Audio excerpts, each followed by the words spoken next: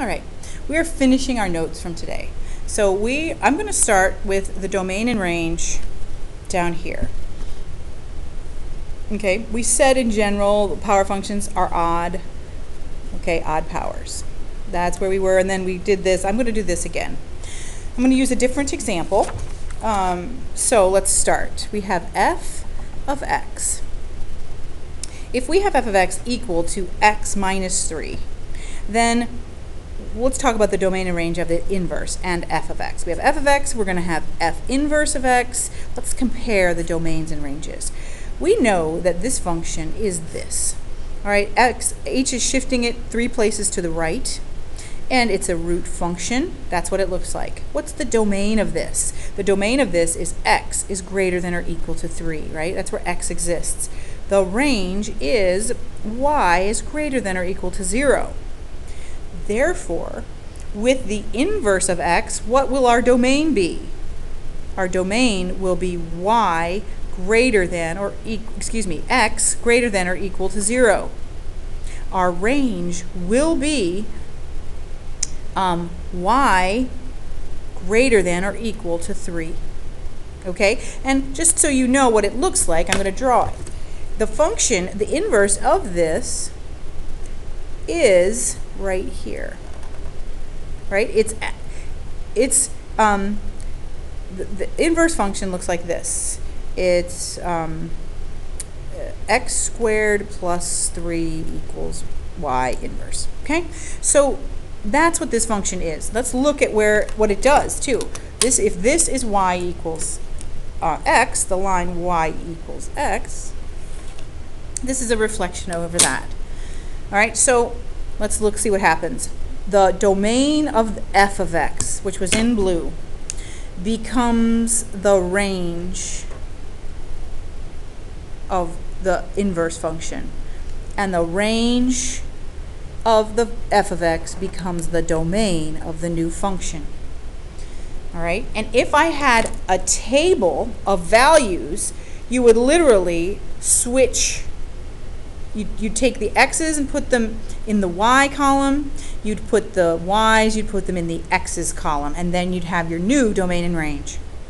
Let's keep going. All right, so we talked up here about, we said this was a horizontal line. This passes the horizontal line test. If a function passes the horizontal line test, crosses the function more than once, then the inverse is not a function. And let me just show that with a picture. Okay, I'm going to come down here, and I am going to write a function. We are handy-dandy y equals x squared function. This function is failing the horizontal line test. Therefore, its inverse, I'm going to draw an orange, its inverse is over here. Because the function itself, which is a function, fails the horizontal line test, its inverse will not be a function. And we see this is not a function. Every x value, let's call this 4, has 2 y values. Therefore, it is not a function. Okay? So, but you can do something to make these functions have inverses which are functions. That sounded complicated. Okay. What you can do is you can restrict the domain of the original function. Let me show you with a picture what that looks like. I have the function y, my trusty function, y equals x squared. I know if I flip it over, y equals x, I'm going to have a non-function. So what I can do is I can restrict the domain. I've restricted it. Now x is greater than or equal to 0. So when I flip it, okay, it's going to look like this. Is that a function? Yes. I restrict the domain so that this function can have an inverse that exists as a function. All right, let's do it again.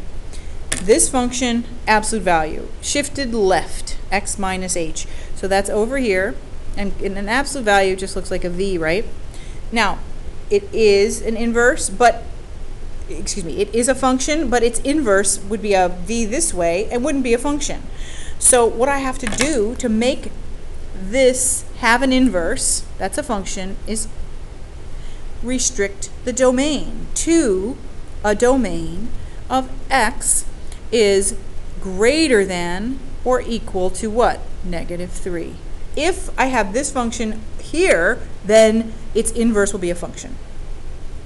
Okay? All right, let's keep moving. How do we find inverses with algebra? Here's how we do it. You follow these steps. Number one, you write the equation y equals -2x plus 6.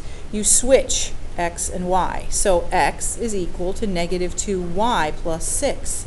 Now you're going to solve for y. Isolate y or solve y, okay? Either way, you say that. I'm going to subtract 6 from both sides and get x minus 6 equals -2y. I'm going to divide by -2. Now I'm going to get my inverse.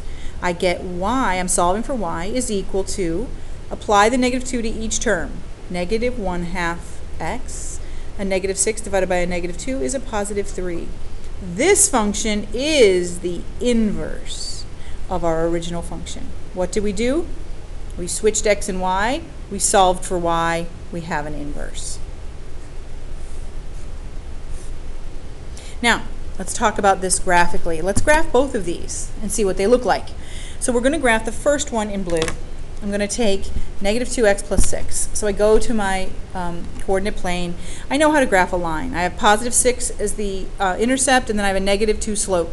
Down 2 over 1, down 2 over 1, down 2 over 1.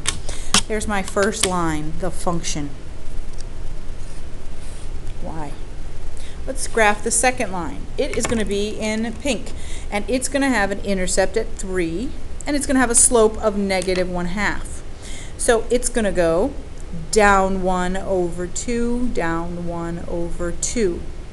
Okay? That is the line of the inverse. We call it, that's the inverse. We just graphed the two of them. Let's draw the line y equals x. Okay? So I'm just putting dots at, let's do 4, 4. All right. So this is the line approximately. Y equals x. Look at that graph. It's reflected over y equals x. And that's what an inverse does. Now, how do we verify that two algebraic equations are inverses? There's a way to do that, to say, yes, these two functions are inverses of one another. And this is how we do it, and this is why we're doing compositions. Okay? F of the inverse of x, if you take the composition of the function and its inverse, will be equal to x, which will also be equal to the inverse, the composition of the inverse, and f of x. Okay? So you take the compositions of the function and its inverse, and the inverse and the function, and they'll both be x if you have this situation. Now, looking at, I'm going to look at this at a problem. And we are going to take this problem. I'm going to change this slightly. This is going to be +6 and -1/2 plus 3. Okay, those are my two functions. And now I'm going to find, are these inverses? Well, let's look. What is f of f inverse? What is that? Let's do it. Well, we write the outside function, -2x plus 6. We then write the g of x right there, -2 times -1/2 x plus 3 plus 6. I have substituted. Now I'm going to work it out. Okay, and I have a negative times -1/2 x is going to give me positive x. -2 times 3 is going to give me -6 plus 6, which equals x. Let's see if f inverse composition f of x is also x. We take the outer function, -1/2 x plus 3. We're going to substitute x. We're going to put in the function. So we have negative 1/2, and we input the function, negative 2x plus 6 plus 3. Now we work it out, and we get x, the negatives cancel, the 2's cancel, and we get minus 3 plus 3 equals x. These two have been algebraically verified to say that f of x is in fact the inverse. This is the inverse of f of x. Okay. I would like you guys to try this function on your own. I'll get you started.